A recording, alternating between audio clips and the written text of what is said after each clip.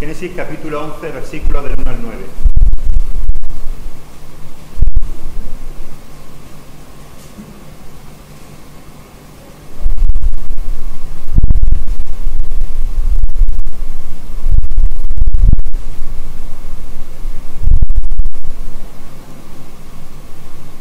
Génesis 11, del 1 al 9. Dice la palabra del Señor.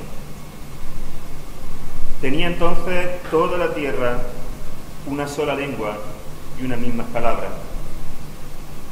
Y aconteció que cuando salieron del oriente, hallaron una llanura en la tierra de Sinar, y se establecieron allí.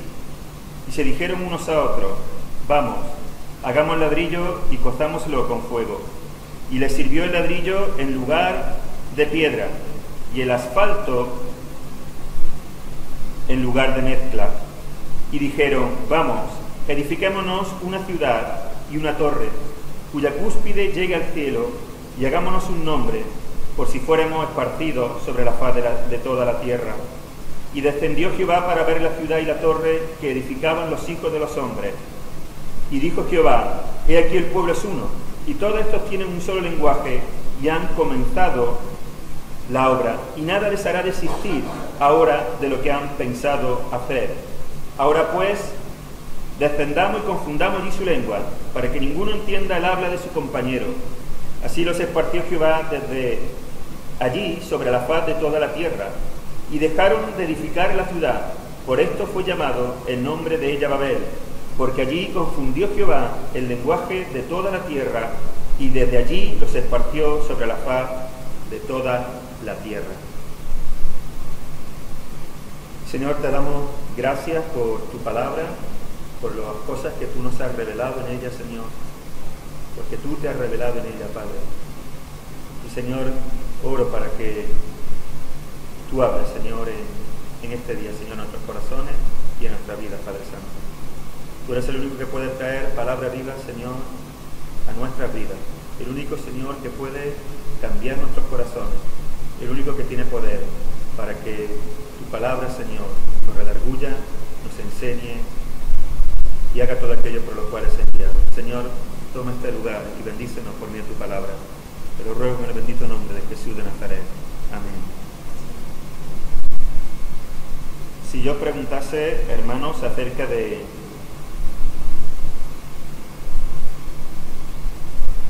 la unidad, ¿qué me diríais? Por ejemplo, si yo dijera,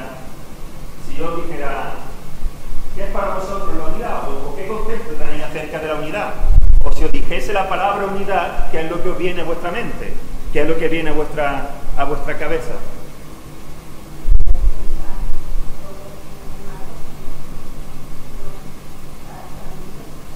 No te oigo, Vicky. Para mí la unidad es pensar varias personas en una sola. ¿Alguien más? Uno solo. ¿Alguien más? Todo. ¿Todo qué? Un todo. No entendí solamente todo. ¿Joaquín? Todos a una. Todos a una. ¿Aarón? Todos a una.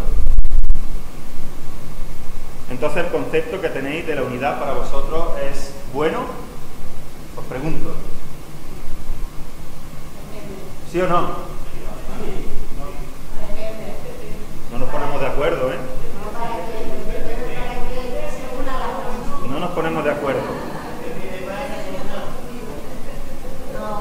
Estamos hablando de la unidad y no nos ponemos de acuerdo. Es curioso, ¿eh?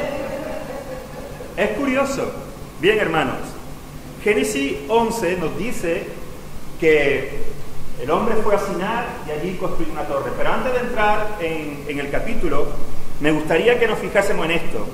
Si vamos al capítulo 10 y leemos todo el contexto de los capítulos anteriores y posteriores, si vamos al 10.5, si alguien puede leerlo, por favor, y el 10.20 y el 10.31, ¿puede leerlo alguien, por favor? Capítulo 10, versículo 5, otra persona que lea capítulo 10, versículo 20 y otra persona que lea capítulo 10, versículo 31.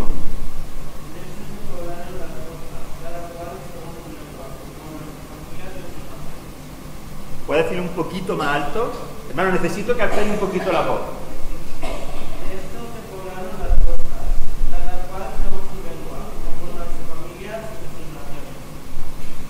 ¿Y el 20? Estos son los hijos de campo, sus familias, por su lengua, su tierra y su ¿Y el 31? Estos fueron los hijos de Sem, por sus familias, por su lengua, en sus tierras, en sus naciones. Así que en el capítulo 10 los pueblos y las lenguas ya son descritas. ¿Os habéis dado cuenta? Génesis 11, de 1 al 9, se nos describe el origen de las lenguas. Pero ya en el capítulo 10, los pueblos y las lenguas están siendo descritas o son descritas. Y luego leemos en Génesis 11.1 que tenía entonces toda la tierra una sola lengua y unas mismas palabras. Lo que quiero aclarar es que el autor del Génesis no se está equivocando, hermanos. Sabía bien lo que estaba haciendo, no se ha olvidado de lo que ha escrito en el capítulo anterior. Lo que pasa es que lo que leemos evidentemente no está en orden cronológico. Lo digo, hermanos, para que cuando luego repasemos o meditemos en la semana o queramos ver más este texto y veamos que el capítulo 10 ya tenemos eso ahí, no pensemos que está mal, que hay un error, ¿de acuerdo? Simplemente el autor no lo está poniendo en orden cronológico. Primero escribe el esparcimiento de los pueblos y las lenguas en el capítulo 10 y luego, hermanos, lo que hace es que describe el origen de esa diversidad en Génesis 11 del 1 al 9. A veces nosotros explicamos un hecho primero, ¿de acuerdo? Decimos, ocurrió esto, y luego explicamos el cómo ocurrió eso, ¿de acuerdo? Y es lo que está ocurriendo aquí también. Primero, en el capítulo 10 leemos que había diferentes pueblos y lo hemos visto, y en el 11, 1 al 9 se nos describe cómo ocurrió eso del capítulo 10. Hay un refrán, hermanos, que dice que la unión hace la fuerza. Y cuando hablamos de unidad, muchos otros términos relacionados con ello se nos pueden venir a la cabeza, como por ejemplo solidaridad, empatía, propósito común.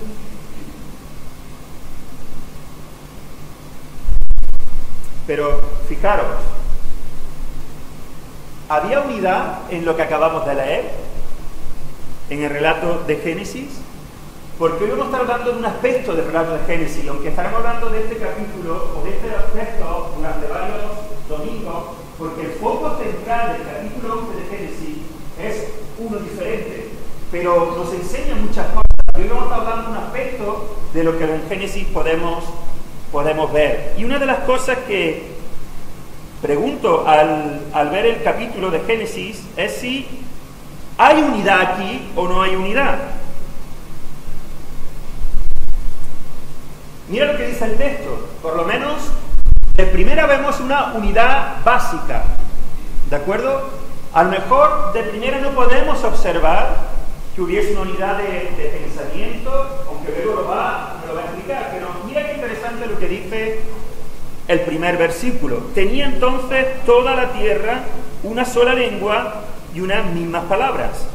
Así que por lo menos podemos decir que tenían un idioma común, y en eso sí había unidad, ¿cierto? Escuchaban, hablaban las mismas palabras, hablaban las mismas idiomas y se entendían unos a otros. Es complicado, hermano, cuando tú vas a un país diferente y no entiendes el idioma, ¿sí o no? Comunicarte resulta algo casi imposible. Simplemente decir, por favor, ¿dónde hay un lugar donde pueda beber agua? Como tú no sepas el idioma, te vuelves loco. Es complicado.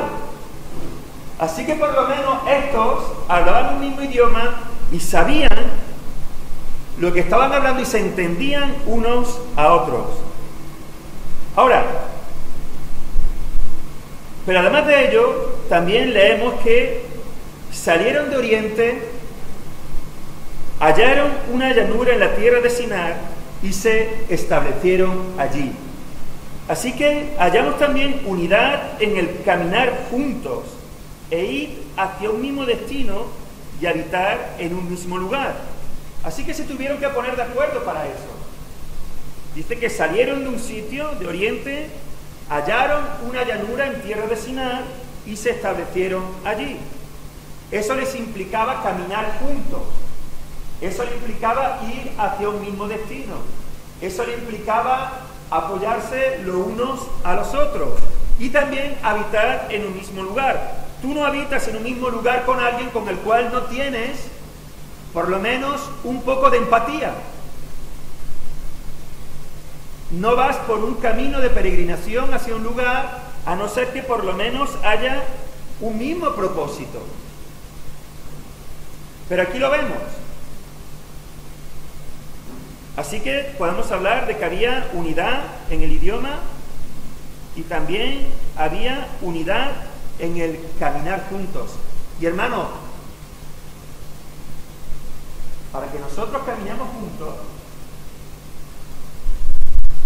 tenemos que estar unidos.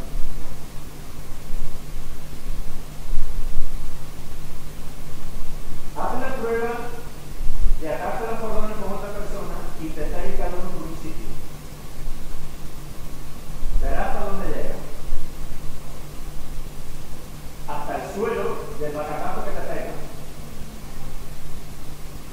Hasta ahí por lo menos vas a llegar. Y si nosotros tenemos que caminar juntos, como iglesia, no podemos ir cada uno por un lado. Porque si vamos cada uno por un lado, nos damos un batacazo. Así que no es fácil caminar juntos, pero se puede caminar juntos. Esto lo hicieron. Y te aseguro que esto no tenía temor de Dios ninguno. Ninguno. Y lo hicieron. Así que tú y yo estamos llamados a caminar juntos. Ahí, en lo que hemos visto hasta ahora, hermanos, encontramos que había una unidad, un propósito. Pero fijaros lo que nos dice el texto, que además había un propósito común. Si preguntamos si había un propósito común, evidentemente sí. Fíjate lo que dice, volvamos a leer lo que dice el texto. Hagámonos un nombre por si fuéramos esparcidos sobre la faz de toda la tierra. Así que tienen una meta común, van hacia un mismo camino, tienen un mismo idioma, se establecen en un mismo lugar y tienen un propósito común en mente, y es el hecho de hacerse un nombre. Y esto va mucho más allá que simplemente tener un lugar de referencia, va mucho más allá que simplemente tener un sentido de pertenencia. Y si nos preguntásemos si había solidaridad y empatía, la respuesta nuevamente es sí. Desde luego que sí. Y el texto en este sentido nos dice lo siguiente: y se dijeron unos a otros, vamos, hagamos ladrillo y costámoslo con fuego. Y les sirvió el ladrillo en lugar de piedra y el asfalto en lugar de mezcla. Y dijeron, vamos, edifiquémonos una ciudad y una torre cuya cúspide llegue al cielo. Para hacer eso, como mínimo, se necesita un montón de gente. Este es un sistema de producción. Y Pedro nos puede hablar bien de eso. Él conoce bien eso porque su trabajo es un sistema. Él está supervisando el sistema de producción de un tipo de cosas. Así que se necesita orden, ¿verdad? Porque han dicho, hagamos ladrillo, cortámoslo y hagamos una torre. Así que necesitamos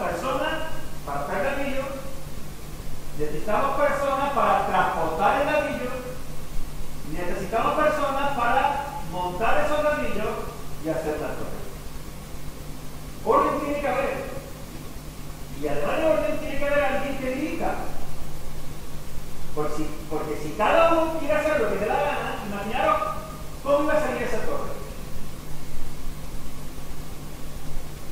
Imagínate en la empresa de Pedro que cada uno quisiera hacer lo que le daba gana. Aquí se funde acero, aluminio. ¿Cómo sería aquello? Un desastre. Aquello, hermano, sería un desastre. Imagínate como dice, no, yo no quiero coger, yo quiero montar ladrillo. Pero ya, pero es que tú montar ladrillo no sabes, no puedes, no, pero es que yo quiero. Ah, no, pero yo lo que no quiero montar ladrillo, yo lo que quiero es coger ya, pero es que a ti se te daría un ladrillo, no, pero yo quiero coger.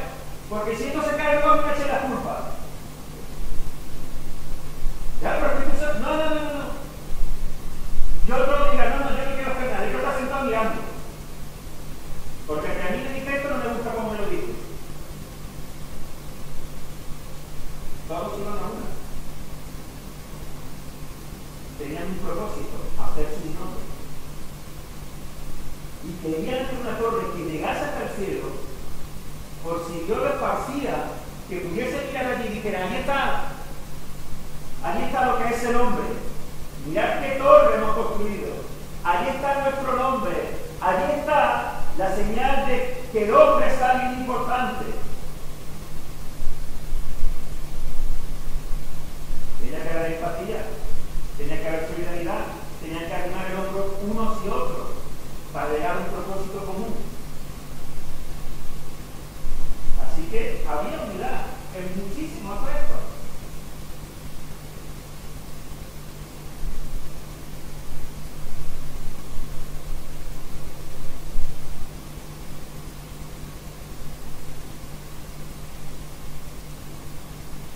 Hay un trabajo común, un esfuerzo común, una misma visión para alcanzar el propósito que se habían propuesto. Fijaros de manera resumida, hermanos, los objetivos que se propusieron. Construir una ciudad,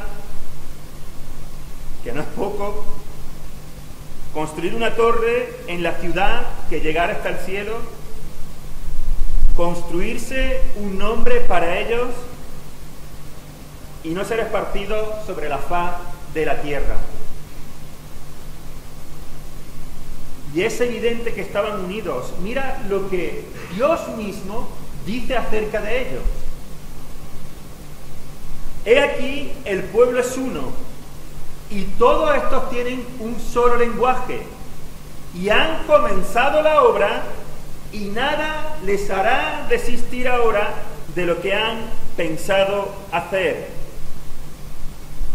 Hay unidad, hay propósito, hay determinación, hay empatía, no hay individualismos y hay un pecado espectacular.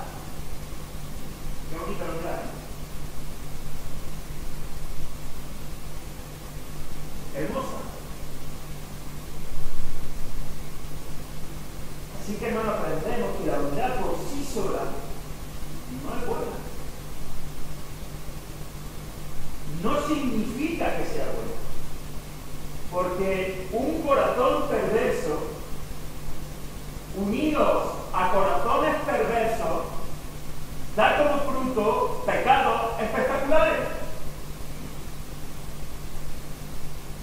Así que cuando hablamos de unidad, tenemos que saber qué clase de unidad y para qué esa unidad, con qué propósito, hacia dónde va, cuál es la visión, hacia dónde apunta. Aquí hay unidad, Dios mismo lo dice. El pueblo es uno solo. Se han propuesto hacer algo y no va a haber nadie que los pare. Hermanos, si estos impíos y depravados consiguieron eso, lo podremos hacer nosotros, la iglesia del Señor. ¿Por qué nos cuesta tanto entonces? ¿Por qué decimos de salir y cuesta tanto y a una cuando vamos a predicar? ¿Por qué nos cuesta tanto llegar aquí todos juntos y empezar el culto todos juntos? ¿Por qué nos cuesta tanto movernos para aquí y para allí? ¿Por qué no bajamos de barco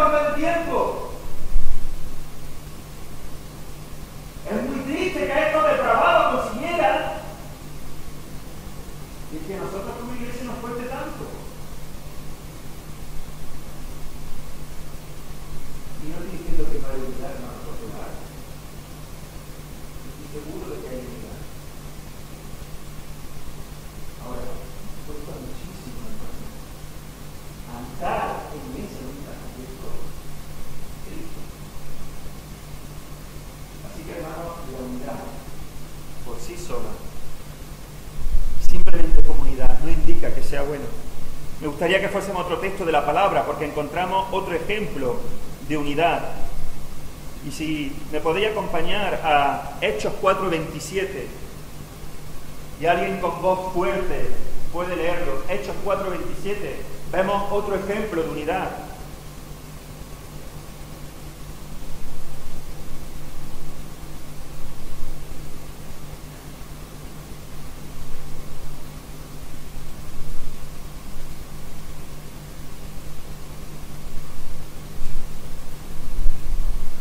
¿Qué dice Hechos 4:27?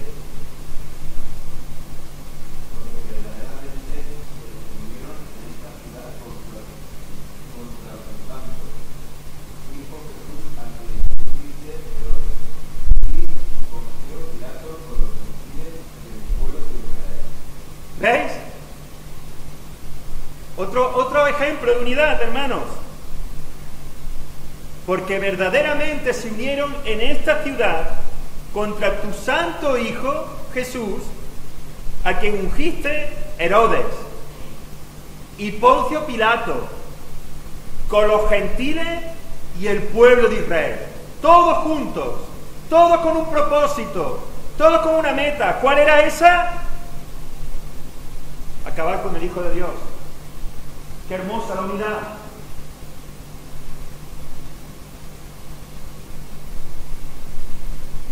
Ahora, mira qué diferente la unidad que vemos en Sinar o la unidad que vemos en Hechos con la unidad que nos describe Juan en el capítulo 17, en los versículos del 20 al 23. Hechos capítulo 17, versículos del 20 al 23. Mira lo que dice. Esto es una oración del Señor Jesucristo, que dice así: mas no ruego solamente por esto, sino también por los que han de creer en mí por la palabra de ellos, para que todos sean uno, como tú, oh Padre, en mí y yo en ti, que también ellos sean uno en nosotros, para que el mundo crea que tú me enviaste.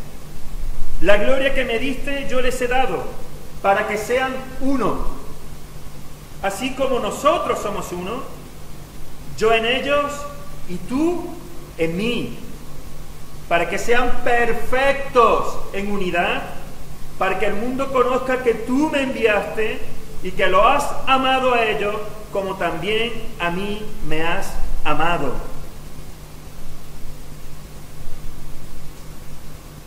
Qué diferente, ¿eh? Esta unidad que leemos en Juan es radicalmente diferente a la descrita en Génesis 11. No tiene absolutamente nada que ver una con otra. Están opuestos como la luz a las tinieblas, como el norte al sur, como la vida a la muerte. Así que Jesús está orando y dice: Padre, que ellos sean uno, como tú y yo somos uno. Tú en mí, Padre, yo en ellos, ellos en mí, yo en ti. Y como tú y yo somos uno, Padre, que ellos también sean uno. Y mira lo que dice el Señor. No dice que sean perfectos en unidad. No que anden así, no que se conformen simplemente con quedarse a comer los domingos después de la Santa Cena, no que se unan solamente el culto, sino como tú y yo, Padre, somos uno, que ellos sean uno. Esta es la oración de Jesús por nosotros, a su Padre.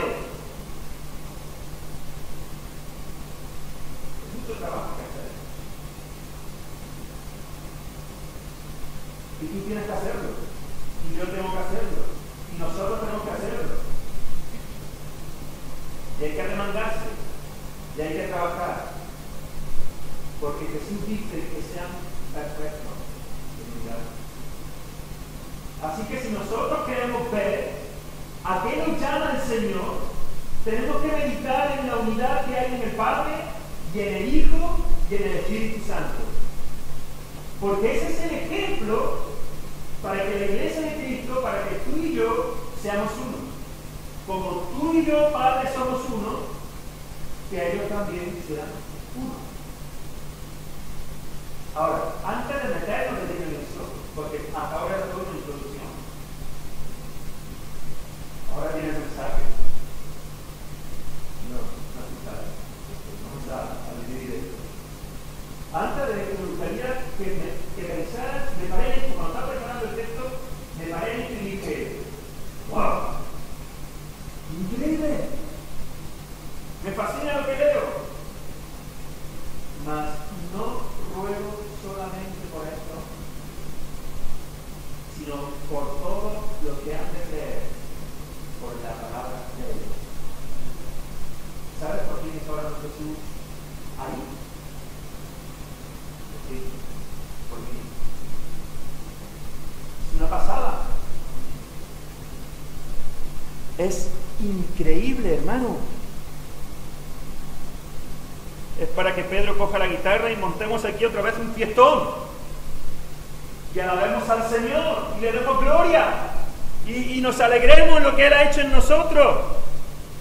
Así que mira, hermano, si tú por un solo momento, de esos que tenemos todos, en los cuales nos entra un bajón que no entendemos, has llegado a pensar que Dios se ha olvidado de ti, si has albergado en tu corazón la duda de que Cristo se ha olvidado de ti, que no te ama, si has llegado a cuestionarte si Jesús no vela por ti, tú y yo, si hemos pensado a eso, nos hemos equivocado de plano. Absolutamente. Porque antes de que ni siquiera tú y yo existiéramos, te voy a repetir esto, antes de que ni siquiera tú y yo existiéramos, Cristo ya estaba orando al Padre por ti y por mí. ¿Tú crees que Cristo te ha soltado alguna vez? Nunca. Nunca.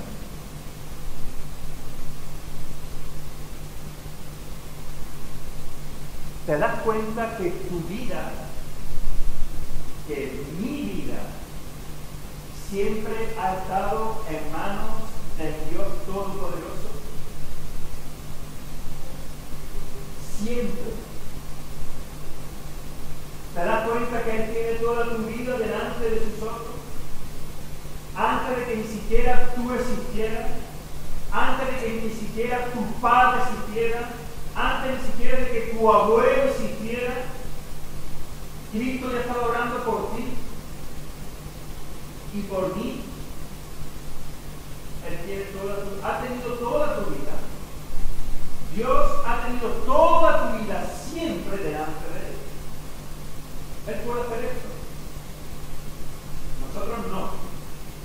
Las mujeres dicen que sí, los hombres no. Tenemos una cosa en mente. Las mujeres dicen que suelen pensar 3 o 4 a la vez. Nosotros pensamos más de una y nos da cortocircuito. Eso es lo que dicen, yo no estoy de acuerdo, pero eso es lo que es. ¿Vale? Ahora bien, nosotros tenemos Cristo tiene, Dios tiene toda tu vida, desde antes de que te creara, toda tu vida aquí. Tu comienzo y tu fin. Y la tienes sostenida así con tus manos. Pero yo te pregunto, ¿de qué te vas a preocupar? Por eso nos dice el Evangelio, primero las cosas del reino. Primero las cosas del reino. Y todo lo demás por añadidura. ¿Sabes por qué? Porque Dios te tiene aquí. En toda tu vida. Él no te ha soltado nunca. Si tú eres hijo de Dios, si tú eres hija de Dios, Él no te ha soltado.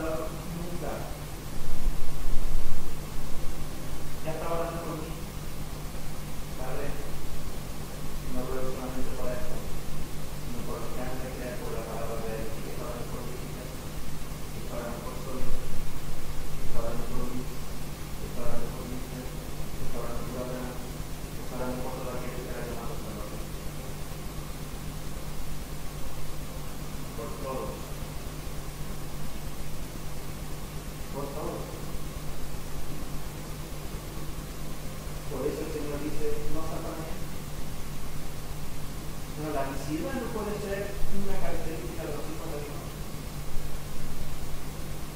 La paz tiene que ser una característica de los hijos de Dios. Porque Dios guarda mi vida.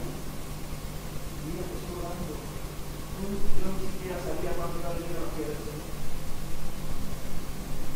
Y cuando Pedro y yo escuchamos, hemos dicho, nunca nadie llega tarde a los pies del Señor, porque Dios no llega cuando tiene que llegar. Ni antes ni después. Ha venido muy tarde a los pies del Señor, y fue para la hermana.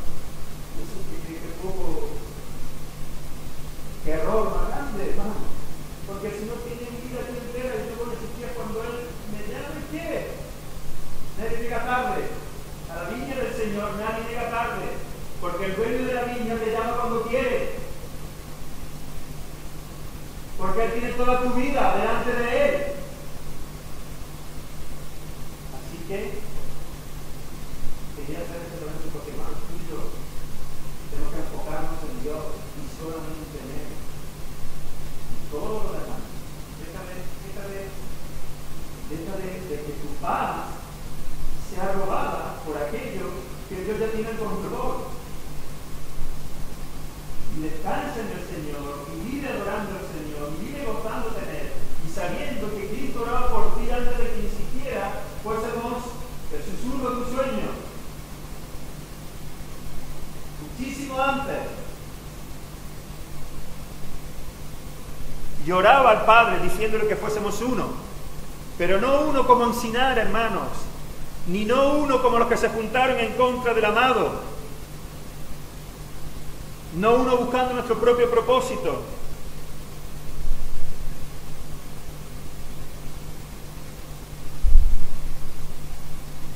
Si pensamos en la unidad de Sinar, de estos hombres, es una unidad que nace de la tierra y que pretende alcanzar el cielo. Eso es lo que ellos pretenden. Pero es una unidad que nace de la tierra y pretende alcanzar al cielo. Mientras que la unidad que vemos en Juan es una unidad que nace, que está en el cielo y que alcanza la tierra. Mira qué diferencia. Sinar es una unidad que nace en la tierra y que pretende llegar al cielo. Hagámonos un nombre y una torre que llegue al cielo. Mientras que lo que haremos en Juan es una unidad que está en el cielo y que alcanza la tierra.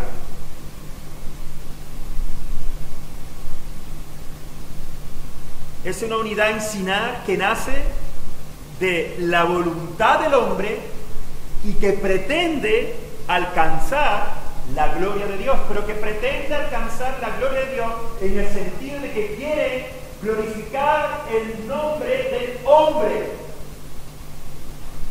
Hagámonos un nombre que se nos vea, que se nos reconozca, que se nos adore, que cuando vean esa torre digan: impresionante los hombres que hicieron esto.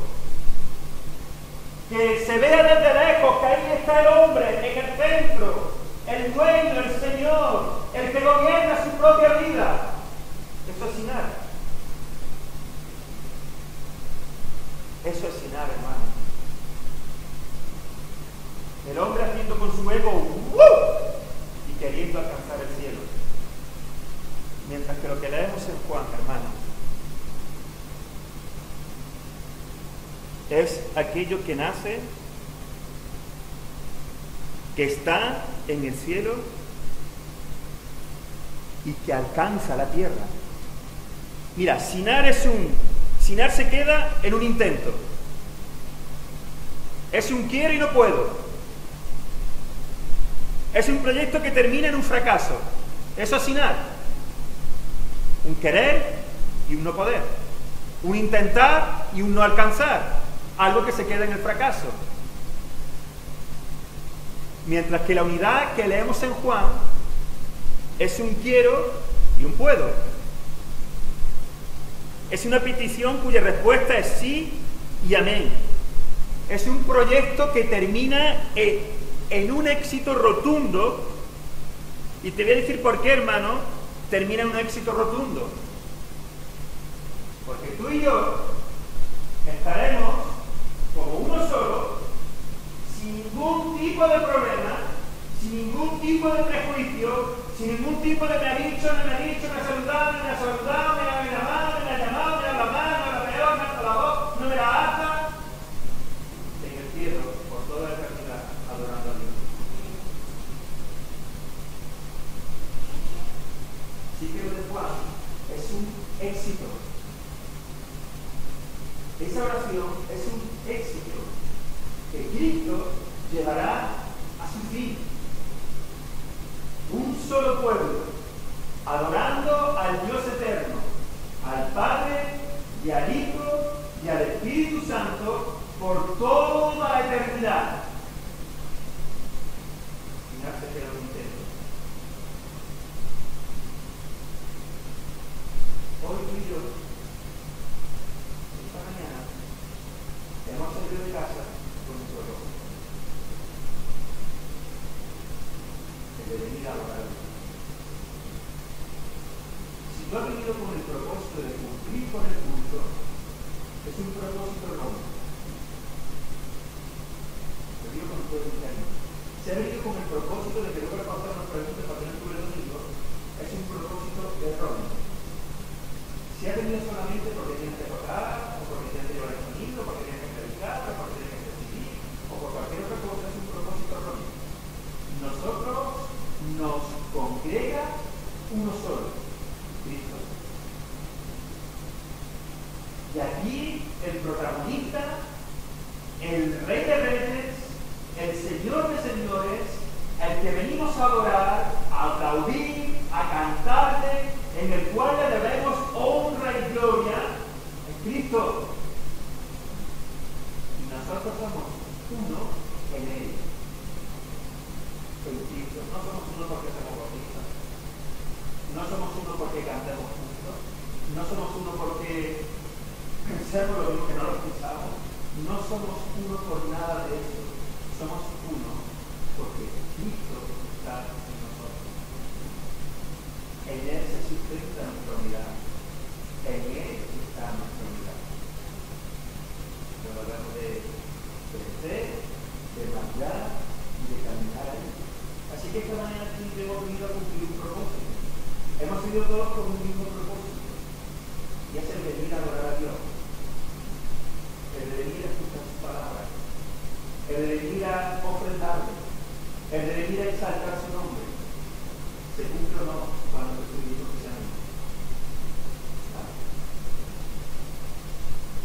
Es un éxito de designar a su fracaso. Y lo designar a su fracaso, hermano, porque nace del corazón de hombre. Y todo lo que nace del corazón de hombre, y con propósito de hombre, y con meta de hombre, que no se enfoca en Dios, que no tiene como primer motivo la gloria de Dios, es un fracaso, hermano.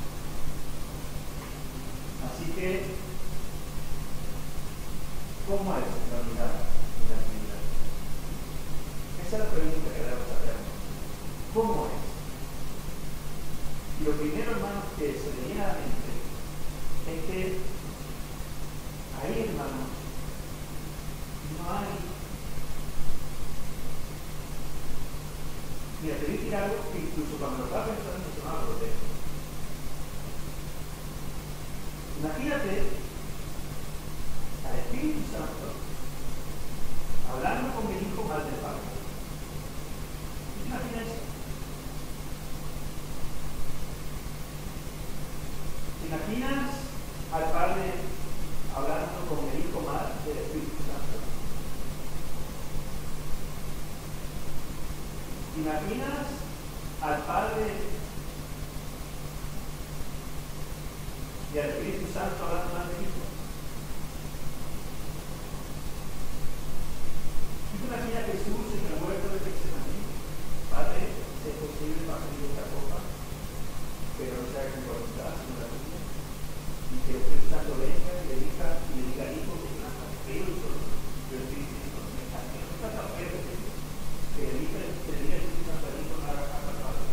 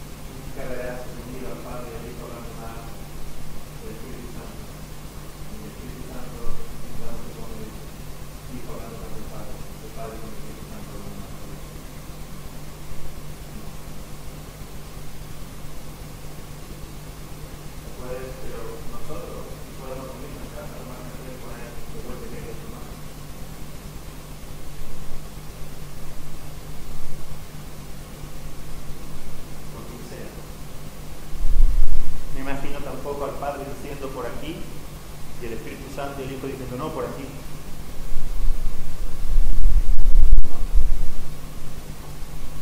Perfecto, no. Esa es la oración del Hijo.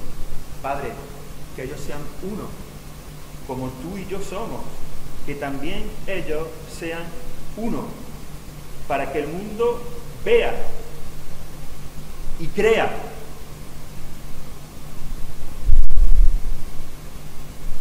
Hermanos, yo no quiero, pero a veces, debemos de meditar más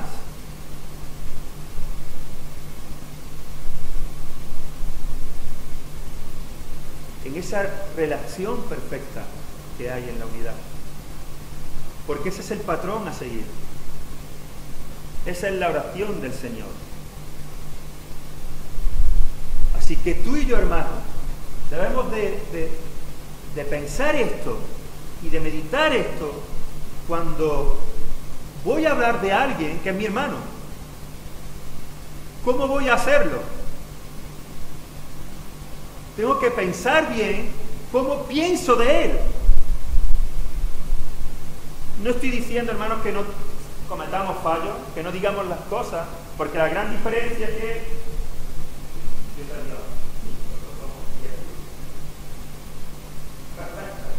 llenos de errores, con un montón de fallos, que nos equivocamos, que metemos la pata, pero que Dios nos llama a ser uno, como el Padre y el Hijo son uno. Así que en medio de nuestra imperfección y de nuestras carencias y de nuestros errores, aún así debo de sopesar bien, de medir muy bien cuando hablo acerca de otro de mis hermanos. La manera en que pienso acerca de otro de mis hermanos. Porque yo tengo que tener esto en mente siempre. Mi hermano y yo tenemos que ser uno, a la imagen de como el Padre, el Hijo y el Espíritu Santo. No puedo trabajar a menos, tengo que trabajar a más. Y eso, hermanos, tenemos que hacerlo con el Espíritu Santo morando en nuestra vida. Lo que hemos aprendido en Gálatas, crucificando nuestras pasiones en la cruz y viviendo en el Espíritu, es la única manera de poder llevar esto a cabo. Porque es también el Espíritu Santo, hermanos, quien hace esta obra en nosotros, de que podamos ser uno en Cristo Jesús y podamos caminar como uno solo. Por eso Sinar es un fracaso, hermanos, porque nace de la voluntad, perdón, me la ha pegado Lisbeth. Porque nace del corazón del hombre, por eso es un fracaso Sinar. Y por eso es una bendición la oración de Cristo, porque es una oración que nace del corazón de Dios y que está en la soberana voluntad de Dios y que se derrama como un río de bendición sobre su pueblo y que nos guía hacia los propósitos eternos de Dios.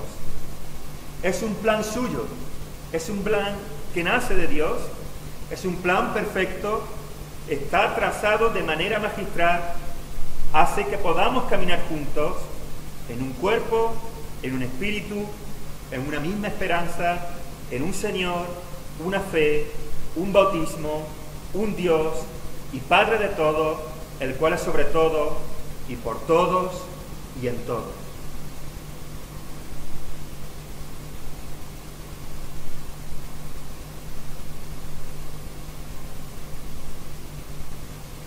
No podemos tirar menos, hermanos. No podemos tirar menos. Otra de las cosas, hermanos, que veo en la... Hay muchas, tenemos que estar hablando, pero otra de las cosas que veo en la Trinidad, hermanos, es que hay sujeción. El Padre es igual al Hijo, el Hijo es igual al Padre, y el Espíritu Santo es igual al Padre y al Hijo. Pero el Hijo se somete a la voluntad del Padre voluntariamente y en amor. Y Y el Espíritu Santo se somete a la voluntad del Hijo, voluntariamente y en amor.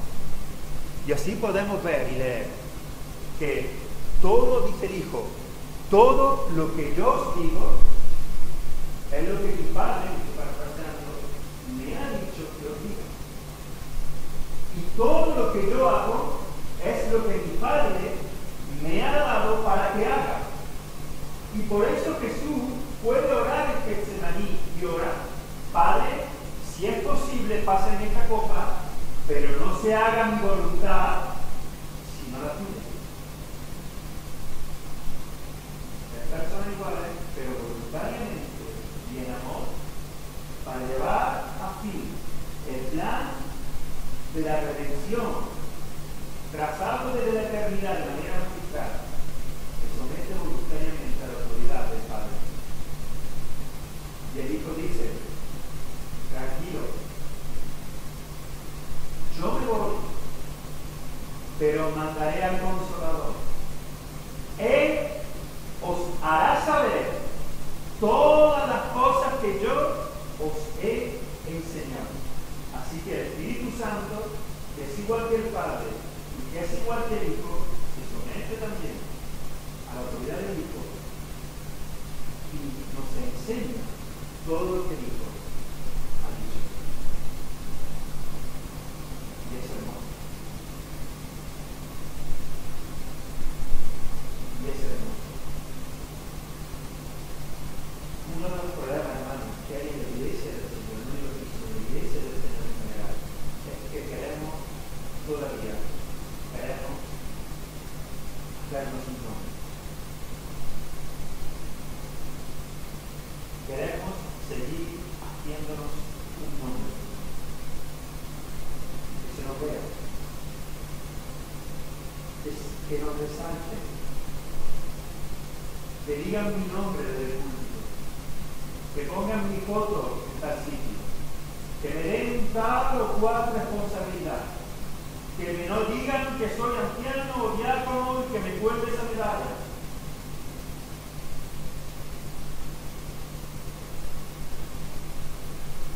El Hijo sirve al Padre y el Espíritu Santo sirve al Hijo.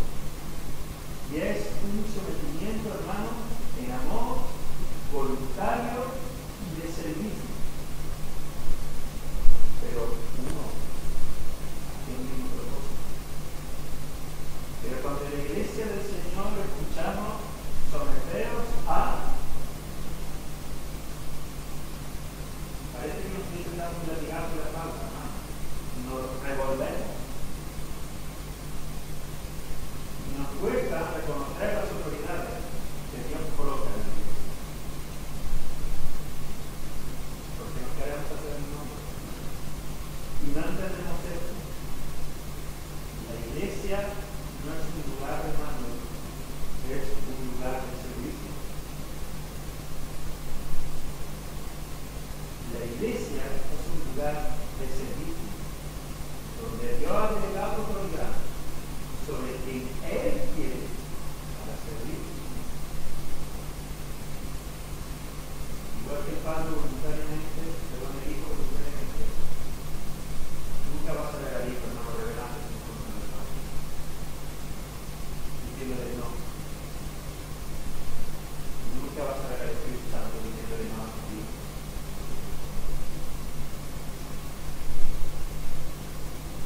No podemos entender cuando digo esto, no podemos alcanzar eso, porque eso solo es Dios. Pero sí debemos de caminar hacia eso, hermano. Porque esa es la oración de Cristo. Que sean perfectas unidad, como tú y yo, Padre, somos. Ellos también se animan. Así que debemos de mirar a ellos, hermano. Debemos de mirar en la unidad. Que es la relación de unidad que requiere para que nosotros como iglesia tomemos ese ejemplo de hermanos de uno del otro, porque somos familia, hermano. Y yo somos familia. Y no somos personas que asisten a una iglesia, somos familia en Cristo. Mira lo que acabo de decir, un mismo Señor. un mismo Padre, un mismo Dios, una misma fe, una misma esperanza.